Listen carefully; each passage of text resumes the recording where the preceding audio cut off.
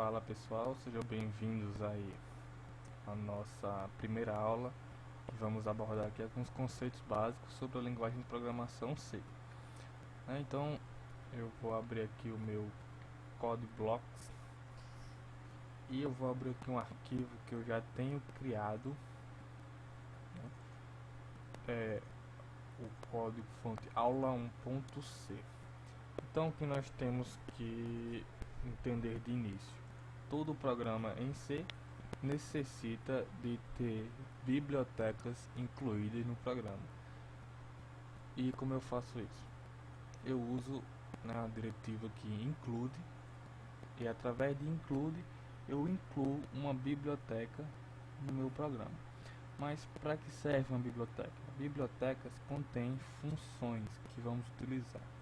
Por exemplo, essa função aqui de printf vai imprimir na tela alô mundo. Então, vou colocar aqui alô mundo, tirar isso aqui, vai colocar alô mundo na tela.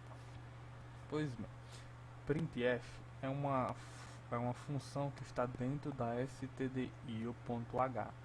Ou seja, se eu comentar aqui esse include, então vamos deletar aqui, certo?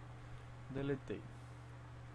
Eu vou receber aqui um erro dizendo que printf não foi declarado nesse escopo. Por quê? Porque eu não tenho printf dentro do meu programa. Ele chamou a função printf, só que eu não tenho a função printf declarada, nem tanto chamei a biblioteca que a contém. Ou seja, a biblioteca contém funções que nós vamos usar nos nossos programas. A stdlib contém funções, se não me engano, de conversão de valores também. Função egit, se eu não me engano, pertence a stdlib. Ao invés de deletar esse código, eu quero inutilizar ele. O que eu vou fazer? Eu vou comentar ele. E eu comento alguma coisa com barra, duas barras seguidas. Então, vou executar aqui, ó. Ele me disse que egit não foi declarada. Quando eu descomentar esse include, ou seja, eu ativei o include, ele rodou, beleza. Então, egit é uma função que está em stdlib. E egit simplesmente sai do programa. Então, aqui no caso eu declarei duas bibliotecas, seriam as padrões mais utilizadas, que você deve declarar sempre, a stdio.h e a stdlib.h. Logo abaixo eu tenho meu int main. E o que aqui serve o int main?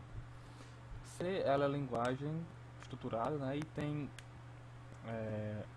estrutura a função main. Nós vamos estudar que são funções mais na frente, mas vocês têm que entender que main nada mais é do que uma função do tipo inteiro, que retorna um inteiro. Nós vamos ver por que retorna um inteiro daqui a pouco nessa videoaula ainda. Então main vai ser sempre a primeira função a ser declarada. Se eu tivesse aqui a função soma, como nós vimos na introdução, main seria a primeira função a ser chamada, e a partir de main eu deveria chamar as outras demais funções no meu programa, bem como as funções que estão dentro das minhas bibliotecas padrões. Certo? E lembrando que uma função sempre é declarada como o especificador de tipo de retorno. Por exemplo, aqui a função tem int, ou seja, inteiro. Sendo assim, ela vai retornar inteiro como tipo de variável, como tipo de retorno, No caso, você pode retornar um valor com o comando return. Não se preocupe em entender muito bem o que é esse return. Mas fazendo isso aqui que eu fiz, colocando return 0 no final do main, supondo que aqui teria todo o seu programa, código de programa, aqui executou todo o seu programa, aí no final tem um return 0. O que é esse return 0? É o código que ele retorna para o sistema operacional, ou seja, se você retornou 0, quer dizer que foi tudo bem executado e bem sucedido. Então, você pode optar por não colocar return 0, ou se quiser colocar, não tem nenhum problema. Então, vamos continuar aqui na nossa videoaula. O printf serve para você imprimir valores e strings. Então eu tenho aqui uma string delimitada por aspas duplas, alô mundo. Logo abaixo eu tenho o meu printf bem-vindo.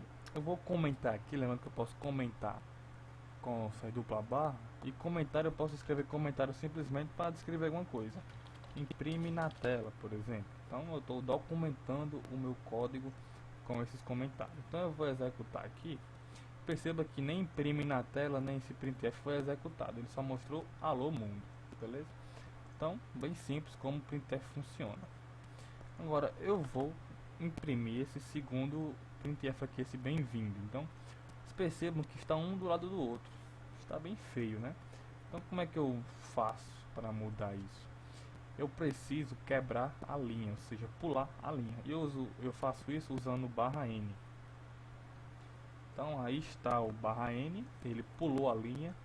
Logo no primeiro printf, ele já pulou a linha e o próximo printf foi escrito na linha, né? Já pulado. Eu poderia colocar esse barra N aqui também, eu teria o mesmo resultado. Agora, se eu colocasse barra N aqui também, iria ter uma linha em branco entre o alô mundo e o bem-vindo, certo? Então, bem simples como esse esquema funciona. Também podemos usar outro caractere especial, que é o barra T, e ele vai dar uma tabulação, certo? E vocês podem se perguntar se quiser imprimir uma aspa dupla no seu programa. Se você tentar colocar outra aspa dupla, vai dar erro aqui, certo? E o que você tem que fazer? Porque as aspas duplas são delimitadores da sua string no printf, ou seja, sua frase no printf. Você tem que fazer o que chamamos de escapar um caractere. Por exemplo, se eu colocar aqui um barra, eu estou escapando esse aspa dupla, ou seja, a aspa dupla originalmente ela tem uma função. Quando eu borro barra, eu tiro essa função e deixo o caractere normal. Então eu vou colocar aqui um aspa aqui também e tenho que escapar também, certo? Então perceba que essa barra e essa não vai ser mostrada. Vai ser mostrada alô mundo em aspas, beleza? E o mesmo acontece com esse T, só que acontece o contrário. Se eu colocasse só T, iria aparecer T na tela. Só que eu quero o que? Eu quero usar a função especial de T, digamos assim. Então eu coloco um barra T. Então apareceu aqui certinho, beleza? Então, para finalizar, nós vamos aqui ver para que serve o comando system pause. É interessante, nós vamos ver isso aqui de início, porque se estiver usando o Windows você vai ter que usar isso aqui, né? Para você, quando executar seu programa, ele não fechar automaticamente, porque no Windows, quando eu executasse meu programa, ele não tivesse system pause, ele iria abrir e fechar, você não conseguiria ver nada. Já no Linux, eu não preciso usar o system pause, ele tem um comportamento diferente de se compilar no Windows. Então, sem o system pause, eu executo, fecho, aperto enter e saio, sem nenhum problema. Mas no Windows é necessário que você coloque o system pause para evitar que ele saia do seu programa sem que você consiga ver. Então ele vai dar o comando pause e você vai ter que apertar enter até que para sair do programa, certo? Então vocês usarem o Windows, façam um teste e vejam como é a saída. Percebam aqui, ó, que ele deu esse seguinte comando. Por quê? Porque pause não é um comando do meu Linux. Por que isso? O system pause, o system na verdade, ele executa comandos da máquina. Então, se eu estou no meu terminal aqui, se eu der aqui um eixo teste 1, 2, 3, esse comando aqui serve para mostrar algo na tela. Se eu der esse comando aqui, ele vai mostrar teste 1, 2, 3, certo? Então eu vou executar esse comando aqui dentro de um system. Então, system ele chama, vamos fazer aqui, vamos tirar esse, vamos escapar aqui para aparecer as aspas. O system ele chama um comando do sistema. Isso aqui é o comando do sistema, certo? Perceba que esse mesmo comando aqui poderia ser diferente no Windows. Se eu não me engano, no Windows isso aqui é em maiúsculo, certo? Então eu vou executar aqui, ó, ele mostra aqui o teste 1, 2, 3 sem nenhum problema. Então ele executou um comando do Windows, do sistema, desculpa, comando aqui no caso do Linux. Se eu desse um ping localhost, ele vai pingar, né? Vai ver um pacote de dados e testar se minha máquina está ligada. Que no caso, logicamente vai estar ligada, né? Você pode testar se um computador na rede está ligado através do ping. Então eu vou executar esse ping localhost aqui. Ping localhost. E eu tenho aqui, opa, escrevi errado. Então estamos aqui, ele está aqui executando, né? Não mostrou minha mensagem aqui porque não terminou a execução, certo? E vai ficar aqui, como no Linux ele roda indefinidamente, eu teria que dar um Ctrl C para parar.